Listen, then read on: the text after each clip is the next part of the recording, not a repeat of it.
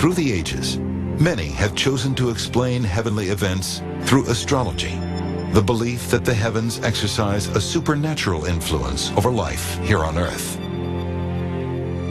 From the dawn of history, man has stood on Earth gazing into the heavens, trying to make sense of it all. Staring into the vastness of space and twilight, what could have been more baffling to early man?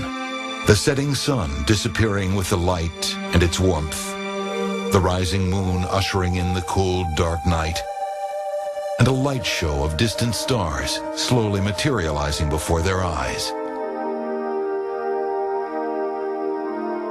For most ancient civilizations, anything that couldn't be explained by the primitive science of the day was believed the result of supernatural, often divine forces at play.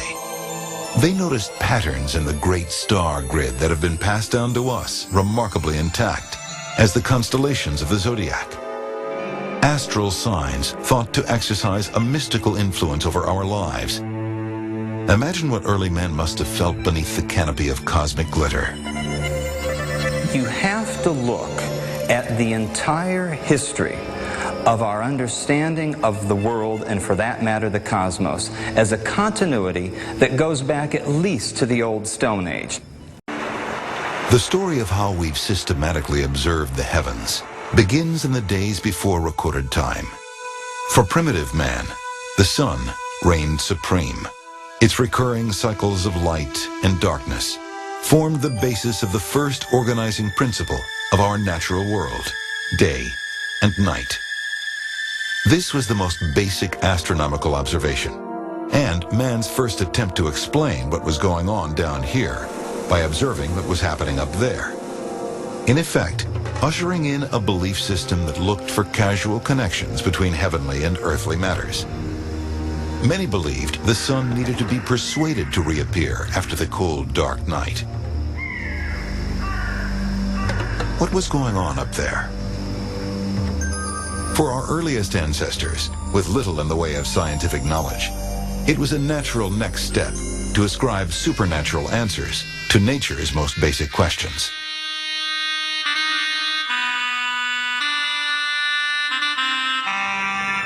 Early man's sense of wonder at the sun's immense powers led naturally to belief in a sun god. In different forms, they are found in the pantheons of many early cultures. On the ceilings of Egyptian temples, the red dots follow the sun's daily path across the sky, a painstaking and elaborate tribute to the god that brought them day and night. In fact, the Egyptians explained the sun's daily cycles through the goddess Nut. Her arched body was said to cover the whole earth. Every night, she swallowed the sun. It then trailed through her body to rise again the following morning. The sun also provided the most basic natural daily clock. Most primitive people noticed a relationship between time and shadows. And it was in ancient Egypt that the first recorded sundials were found. By 1724, the Maharaja Jai Singh in India had created the world's largest sundial, accurate to within 20 seconds.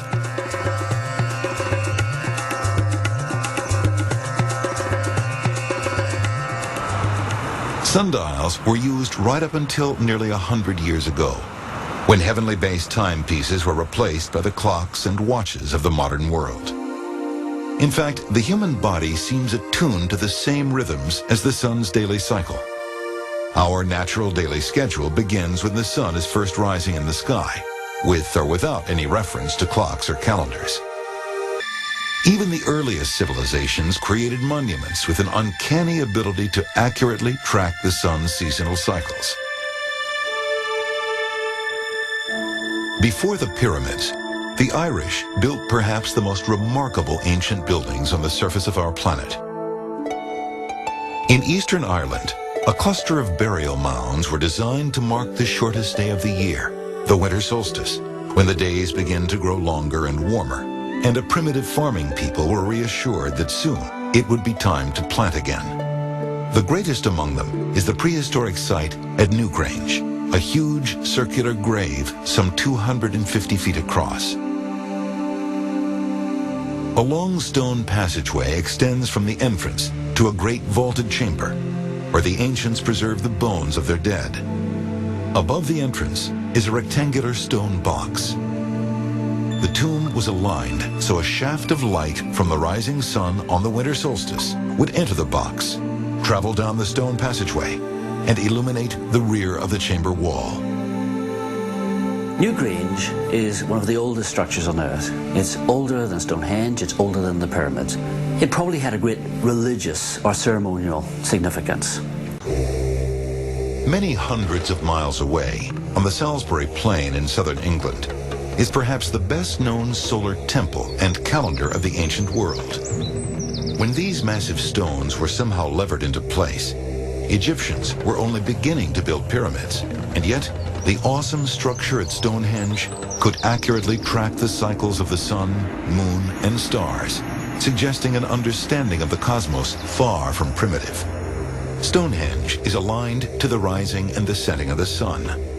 At the summer solstice, the longest day of the year, the sun rises over the marker known as the heel stone. At midwinter, it sets at the direct opposite end of the monument. It's quite probable that Stonehenge itself was some sort of model of the cosmos. From Stonehenge to ancient Egypt, worship of a sun god continued to bear testament to the power of the heavens on earth. One pharaoh, Akhenaten, was engaged in a bitter struggle with the priesthood by claiming a direct alliance with Egypt's all-powerful sun god. 1400 years before the birth of Christ, Akhenaten proclaimed the sun god all-powerful and banned the worship of any other. In ancient Egypt, the sun was called the Aten, the pharaoh's name meaning loosely friend of the sun. Akhenaten closed any temple not in tribute to the Aten and marshaled gangs to literally wipe the names of all other gods from all public buildings. All mankind was to worship the sun, the Aten, the sole and supreme deity. But encouraged by their priests, the people rose up, refusing to abandon the old gods and goddesses. Soon after Akhenaten's death, the old gods were restored, and a new pharaoh, a boy of just 9, came to the throne. His real name was Tutankhaten, again in honor of the sun. But with the disgrace of the previous pharaoh, the young king realigned himself with the beloved god of Thebes called Amun, and became known instead as Tutankhamun, the most famous Egyptian king in history. But for the ancient Egyptians, the sun was even more than an object of worship and the foundation of a religious sect. It provided the basis of their understanding of the seasonal year, a legacy still with us today. To complete one full circuit, the Egyptians knew it took the sun roughly 360 days. To this day, a circle is divided into 360 degrees, each degree representing the distance traveled by the sun against the background of stars in one day. And yet, the ancient Egyptians were well aware that the true year is 365, not 360 days.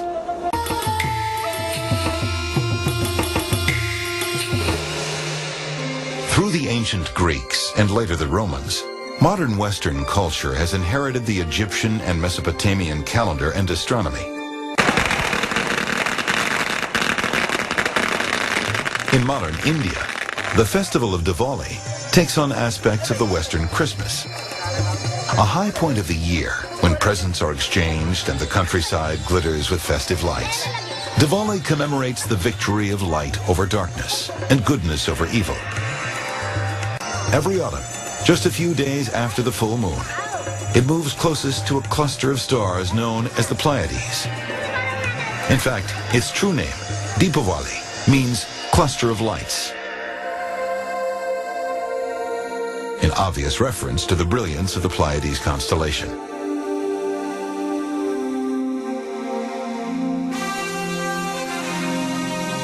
But the history of our understanding of the heavens has generated more than seasonal and religious calendars. Modern superstition and supernatural connections between heaven and earth also have ancient roots in celestial events.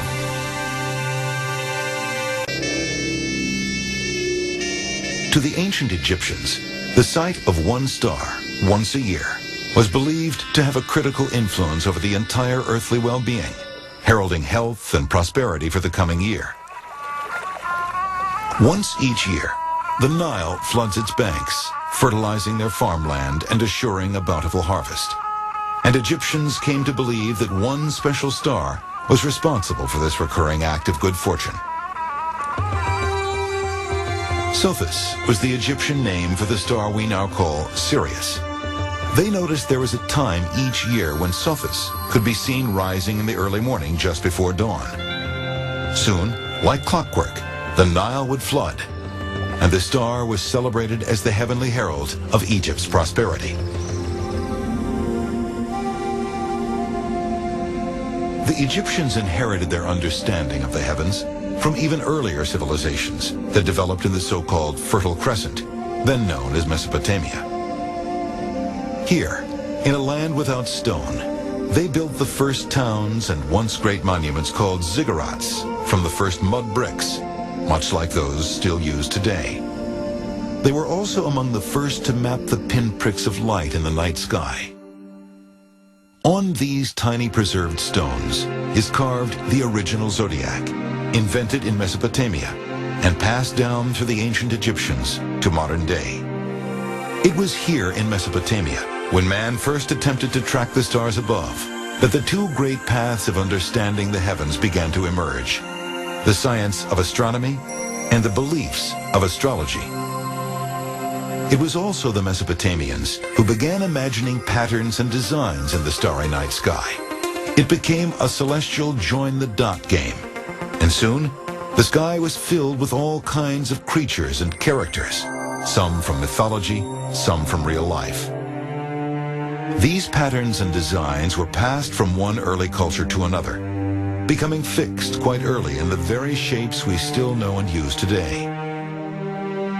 They became the so-called signs of the zodiac of the modern world. They formed a band completely encircling the sky, and through which the sun, moon, and planets pass in their travels across the heavens. Modern astrology still has its roots in the belief that if you are born when the sun appears to be in front of a particular star sign, you come under its influence. Today, we can explain astrology as a cosmic optical illusion. Each day in its orbit around the sun, the Earth moves a little farther in space, creating the effect of the sun having moved slightly against the background of stars. The Mesopotamians also noticed 5 particularly bright stars that seemed to move against the background of the zodiac constellations. We now know these supposedly wandering stars were the 5 planets visible to the naked eye. The Mesopotamians recorded the wandering stars passing through the zodiac, a skill the Egyptians later adapted in the ancient Egyptian temple of Dendera. The modern zodiac signs of Sagittarius, Scorpio, and Libra can still be seen.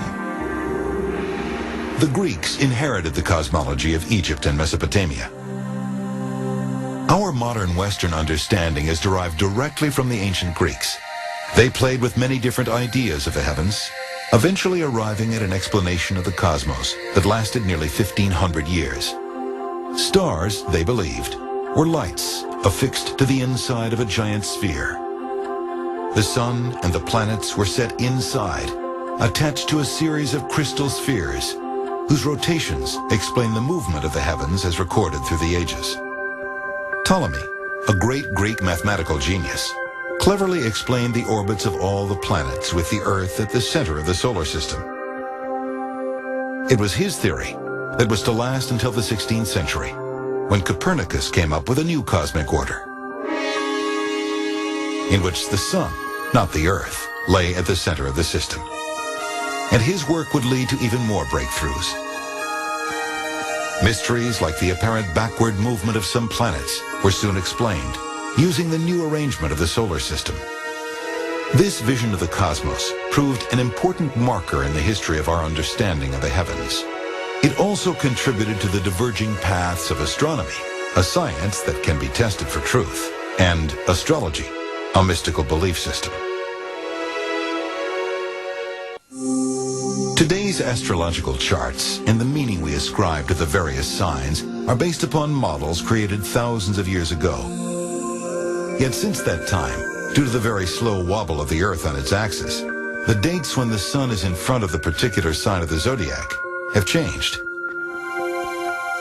In fact, each has moved one entire constellation, meaning that people who now believe they were born in Aries were in reality born in the Pisces of the original charts.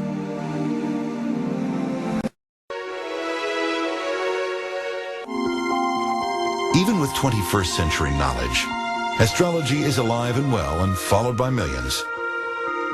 While most scientists hold their theories to a higher standard of analysis and verification, something in astrology remains a potent belief system, attracting many to see what the stars hold for them. As our understanding has evolved, nature's laws have revealed themselves to us in various forms throughout time.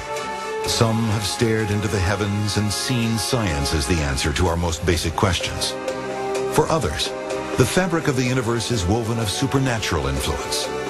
And yet, either way, the gears and the wheels of our clockwork universe appear to mesh in perfect synchrony.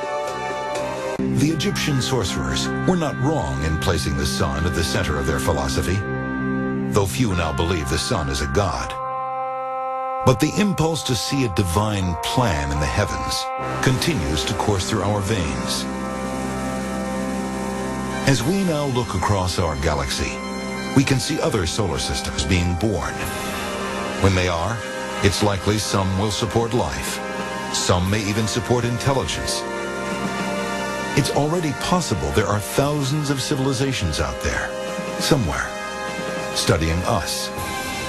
There can be little doubt that, like us, when they look up into the skies above them, they will marvel at the grandeur of the heavens. Like us, they may wonder where they fit into the universal design. Like us, they too may wonder what it all means.